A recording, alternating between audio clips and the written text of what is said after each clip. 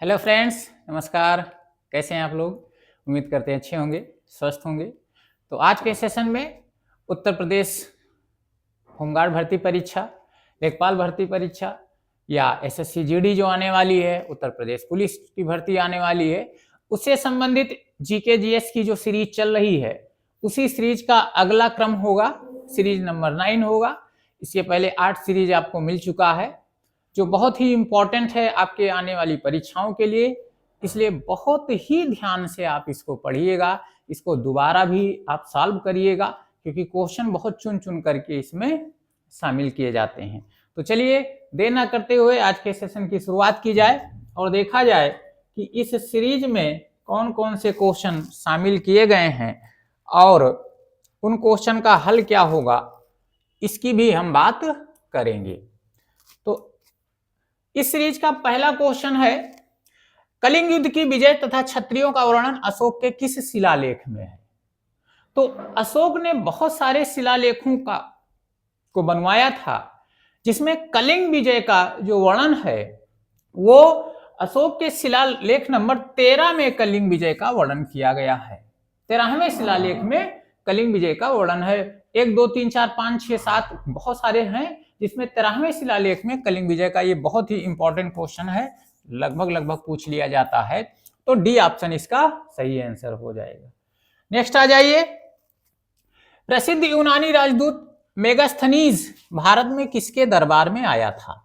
तो जो मेगास्थनीज आया था वो चंद्रगुप्त मौर्य के दरबार में भारत आया था, जिसने भारत के इतिहास के बारे में एक पुस्तक लिखी है, जिसका नाम क्या है?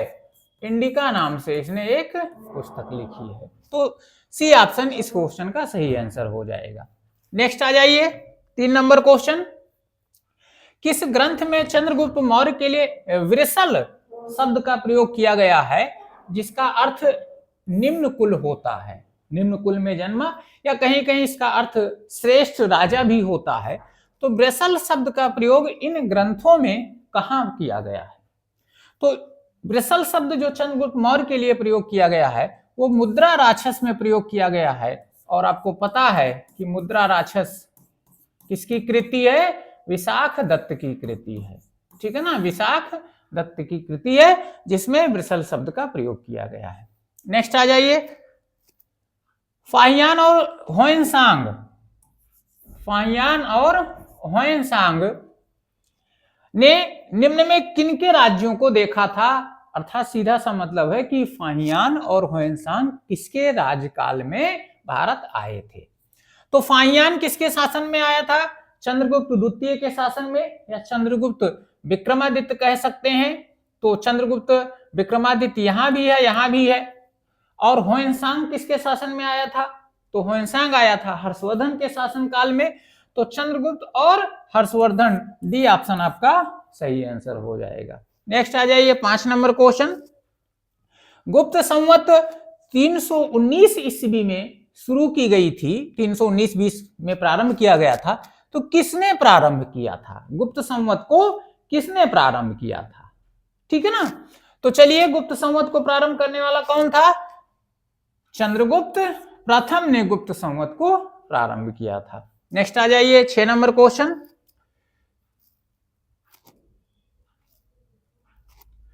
गुप्त काल की सोने की मुद्रा को क्या कहा जाता था? इंपॉर्टेंट क्वेश्चन है, कई बार पूछा गया है।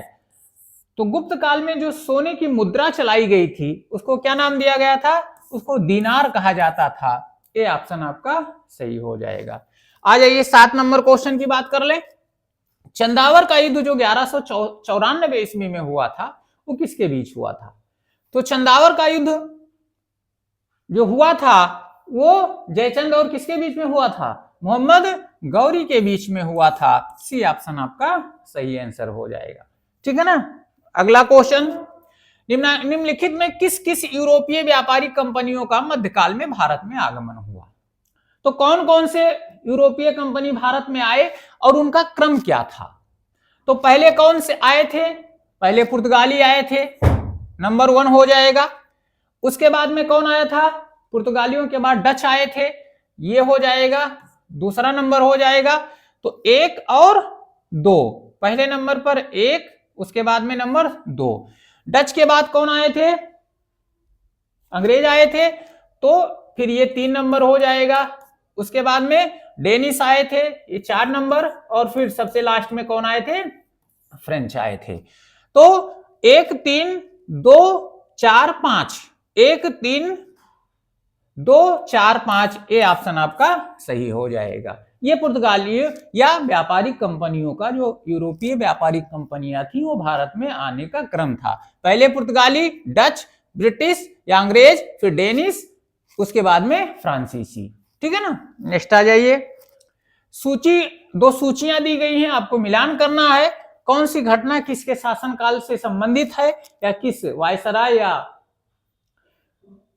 गवर्नर से संबंधित है। तो समाचार पत्रों पर प्रतिबंध समाप्त किया था पूरी तरीके से ये चार्ल्स मेटकाफ के द्वारा। चार्ल्स मेटकाफ ना, यहां ऑकलैंड कर लीजिए, चार्ल्स ऑकलैंड कर लीजिए। ऑकलैंड समाचार पत्रों का मुक्तिदाता कहा जाता है, ऑकलैंड कह लीजिए। ये मेटकाफ नहीं, चार्ल्स ऑकलैंड। ठीक है ना।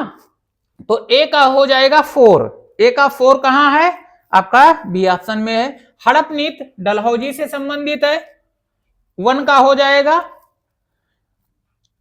उसके बाद में सहायक संधि बेलेजली से संबंधित है, 3 4 1 3, और हिंदू पुनर्विवाह एक्ट लॉर्ड कैनिंग से संबंधित है, 2। बी ऑप्शन आपका सही हो जाएगा।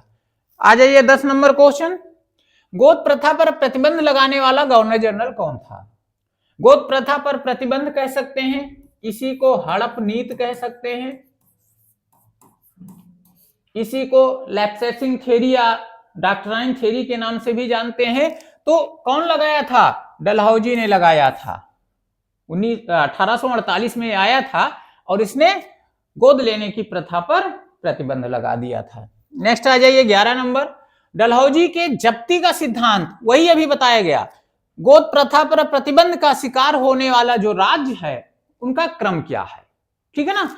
तो सबसे पहले जो राज्य हड़प नीति से प्रभावित हुआ वो पहले सतारा था, सतारा। उसके बाद में जैतपुर और संबलपुर था। ठीक है ना। फिर बघाट था, उदयपुर, झांसी, नागपुर, ये क्रम से ही लगा हुआ है। तो पहला ऑप्शन आपका सही हो जाएगा। नेक्स्ट आ जाइए 12 नंबर क्वेश्चन। निम्न कथनों पर विचार करना है।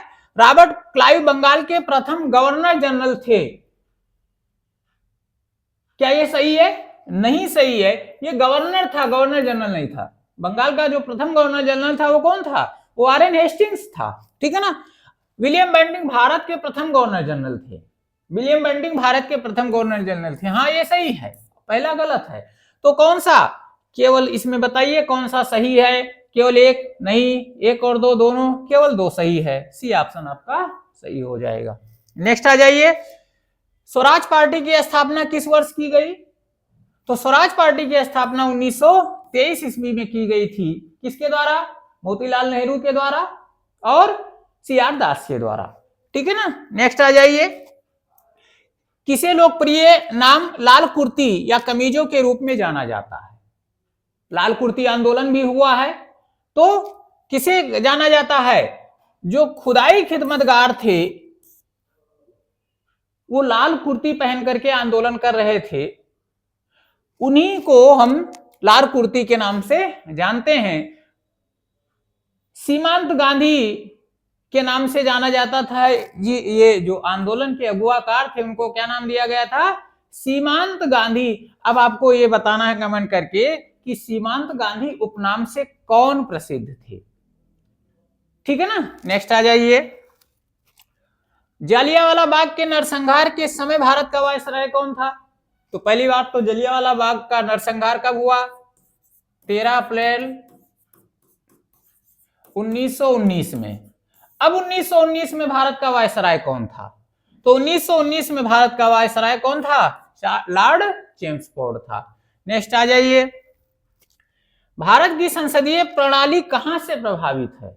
तो जो भारत की संसदीय प्रणाली ली गई है वो कहां से ली गई है? वो इंग्लैंड से ली गई है। ये ऑप्शन आपका सही हो जाएगा। नेक्स्ट, 2 सूची दी गई है और उसको आपको मिलान करना है। ठीक है ना। 2 सूची दी गई है और उसको मिलान करना है। चलिए तो देखिए किसका कैसे कुछ संविधान के लक्षण हैं और वो किस देश से लिए गए हैं। मूल अधिकार कहां से लिया गया है? यूएसए के संविधान से। शासन की संसदीय प्रणाली कहां से ली गई है? यूके के संविधान से। आपात उपबंध जर्मनी से। राज्य के नीति निर्देशक तत्व आयरलैंड से। ए का 2 बी का 1, ए का 2 बी का 1, उसके बाद में सी का 4 और डी का 3, डी का 3। आपका कौन सा ऑप्शन सही हो जाएगा? सी ऑप्शन आपका सही हो जाएगा। नेक्स्ट आ जाइए। भारतीय संविधान में समानता का अधिकार 5 अनुच्छेदों द्वारा प्रदान किया गया है। वो कौन कौन से हैं? तो जिसे समानता या समता का अधिकार कह लीजिए। समता का अधिकार कहां से है या किसमें शामिल है? अनुच्छेद 14 से 18। कहां से? 14 से 18 से। ऑप्शन सही हो जाएगा। नेक्स्ट आ जाइए। भारतीय संविधान के किस अनुच्छेद के अंतर्गत भारत सरकार का यह दायित्व है कि वह बाह्य आक्रमण एवं आंतरिक अशांति से राज्यों की रक्षा करें? किस अनुच्छेद के द्वारा? अनुच्छेद 355 के द्वारा। इनमें आपात उपबंध का उल्लेख है। नेक्स्ट आ जाइए। भारतीय संविधान के किस अनुच्छेद में भारतीय नागरिकों के मूल कर्तव्यों का वर्णन किया गया है? तो भारतीय नागरिकों का मूल कर्तव्य कहां है? अनुच्छेद 51 का। कब जोड़ा गया? 42वें संविधान संशोधन के द्वारा। ठीक है ना। नेक्स्ट आ जाइए। राज्यसभा के सदस्यों का निर्वाचन कैसे होता है भाई? सीधे जनता द्वारा? नहीं। लोकसभा के सदस्यों द्वारा? नहीं। लोकसभा तथा राज्य विधानसभा के सदस्यों द्वारा? किसके द्वारा होता है? लोकसभा तथा विधानसभा के सदस्यों द्वारा। ठीक है ना। राज्य के विधानसभा के निर्वाचित सदस्यों द्वारा नहीं। एक सेकंड रुक जाओ।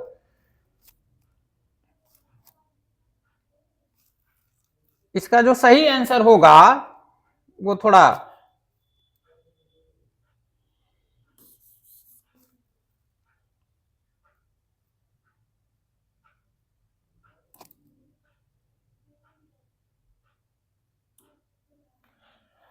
क्वेश्चन क्या कह रहा है? राज्यसभा के सदस्यों का जो निर्वाचन होता है वो कैसे होता है?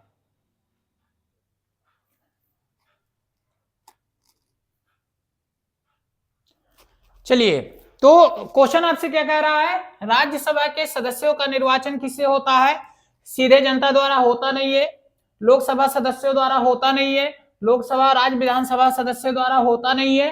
कैसे होता है? राज्य के विधानसभा के निर्वाचित सदस्यों द्वारा होता है। इसमें मनोनीत भाग नहीं लेते हैं। नेक्स्ट आ जाइए। निम्नलिखित में से किसके संबंध में राज्यसभा को लोकसभा की अपेक्षा अधिक अधिकार प्राप्त है? ध्यान से समझिएगा। वैसे तो लोकसभा को ज्यादा शक्तियां प्राप्त हैं, लेकिन कुछ एक मामलों में राज्यसभा को ज्यादा शक्तियां प्राप्त हैं। किसके मामले में? धन विधेयक के मामले में नहीं। धनेतर विधेयक के मामले में नहीं। नई अखिल भारतीय सेवाओं का गठन, इसके मामले में राज्यसभा को ज्यादा पावर है। ठीक है ना। नेक्स्ट आ जाइए। 23 नंबर क्वेश्चन। लोकसभा द्वारा पारित धन विधेयक राज्यसभा को प्राप्त होने के कितने दिनों के भीतर लोकसभा को वापस लौटाना पड़ता है? तो इसके लिए 14 दिन की तिथि नियत की गई है। या 14 दिनों के भीतर राज्यसभा चाहे संशोधन सहित या संशोधन रहित वापस करना उसकी मजबूरी है। अर्थात कह सकते हैं कि राज्यसभा को धन विधेयक के संबंध में कोई पावर नहीं प्राप्त होता है। नेक्स्ट आ जाइए। हिमालय का दूसरा सबसे ऊंचा पर्वत जो शिखर है कंचनजंगा, भारत के किस राज्य में स्थित है? तो जो कंचनजंगा है वो भारत के सिक्किम राज्य में स्थित है। सी ऑप्शन आपका सही हो जाएगा। नेक्स्ट आ जाइए। भारत में सबसे प्राचीन वलित पर्वतमाला कौन सी है? तो सबसे प्राचीन वलित पर्वतमाला कौन सी है? अरावली है। सी ऑप्शन सही हो जाएगा। नेक्स्ट आ जाइए। निम्नलिखित में से किस पर्वतमाला को सह्याद्री के नाम से भी जाना जाता है? सह्याद्री, तो जो आपका पश्चिमी घाट है उसको सह्याद्री के नाम से भी जाना जाता है। अगले क्वेश्चन पर बात कर ले। पूर्वी घाट एवं पश्चिमी घाट पर्वत श्रेणियों का जो सम्मिलन स्थल है वो कहां है? पूर्वी घाट और पश्चिमी घाट यहाँ जो मिलन स्थल है वो कहाँ है, तो ये नीलगिरी की पहाड़ियों के नाम से ये जो मिलन स्थल है इन दोनों का, वो नीलगिरी पहाड़ियों के स्थान पर है। नेक्स्ट आ जाइए 28 नंबर क्वेश्चन, निम्नलिखित में सही जोड़ा बनाइए।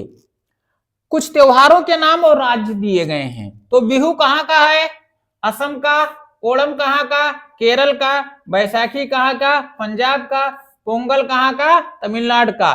तो वो एक क्रम से ही लगा है, ए का 1, बी का 2, सी का 3, डी का 4, ए ऑप्शन आपका सही हो जाएगा। नेक्स्ट आ जाइए, हिंदू मुस्लिम एकता का प्रतीक सुलहकुल उत्सव कहाँ मनाया जाता है, तो सुलहकुल उत्सव कहाँ मनाया जाता है, ये आगरा में मनाया जाता है, ए ऑप्शन आपका सही हो जाएगा।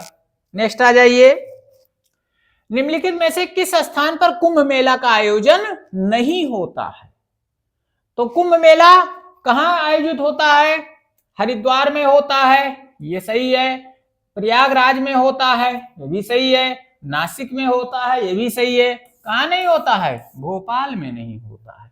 भोपाल की जगह कहाँ होता है, उज्जैन में होता है, कहाँ होता है, उज्जैन में होता है। नेक्स्ट आ जाइए, कौन सा वार्षिक मेला ऊंट के व्यापार के लिए प्रसिद्ध है, तो ऊंट के लिए जो व्यापार मेला, अब देखो वैसे सोनपुर पशु मेला तो है ही है, लेकिन पुष्कर जो मेला है वो ऊंटों के व्यापार के लिए प्रसिद्ध है। नेक्स्ट आ जाइए, किसी ठोस पदार्थ के बिना द्रव में बदले सीधे वाष्प अवस्था में परिवर्तित होने को क्या कहते हैं, तो ये पता है कि कोई वस्तु पहले ठोस है, यदि उसको पिघलाया जाता है तो द्रव में बदलेगी, फिर वो वाष्प में बदलेगी, लेकिन कुछ ऐसे पदार्थ होते हैं जो सीधे ठोस से किसमें, गैस अवस्था में बदल जाते हैं, वाष्प में बदल जाते हैं, तो ये जो प्रक्रिया होती है इसको ऊर्ध्वपातन कहते हैं। और ऐसे जो पदार्थ होते हैं उसको हम ऊर्ध्वपातज के नाम से जानते हैं, जैसे आपका नमक है, कपूर है, ये सब ऐसे पदार्थ हैं जो सीधे ठोस से वाष्प में बदल जाएंगे, ठीक है ना। नेक्स्ट आ जाइए, जिस ताप पर कोई ठोस पदार्थ ऊष्मा पाकर द्रव में परिणत होता है, ठोस से द्रव में परिणत होता है, तो उसे क्या कहते हैं, उस पॉइंट को गलनांक कहते हैं, ठीक है ना। 34 नंबर क्वेश्चन, फोटोग्राफी में प्रयोग किए जाने वाले हाइपोविलेन का रासायनिक नाम क्या है, तो जो फोटोग्राफी है उसकी जो फिल्म है उसको परमानेंट बनाने के लिए जो हाइपोविलेन प्रयोग किया जाता है उसको सोडियम थायोसल्फेट के नाम से जानते हैं, ठीक है ना। और इस सीरीज का लास्ट क्वेश्चन, समुद्री जल में सर्वाधिक मात्रा में पाए जाने वाला लवण कौन सा है, तो समुद्री जल में जो सर्वाधिक लवण पाया जाता है वो है क्या, सोडियम क्लोराइड होता है, NaCl होता है, जिसको हम खाने वाला नमक भी कहते हैं, खाने वाला नमक भी कहते हैं। तो ये था 35 क्वेश्चन इंपॉर्टेंट क्वेश्चन का एक सीरीज छोटा सा। उम्मीद करते हैं क्वेश्चन आपको अच्छा लगा होगा। यदि क्वेश्चन अच्छा लगा हो तो वीडियो को लाइक कर दीजिए, शेयर कर दीजिए, और चैनल पर नए हैं तो चैनल को सब्सक्राइब कर लीजिए। आज के लिए इतना ही, धन्यवाद, जय हिंद।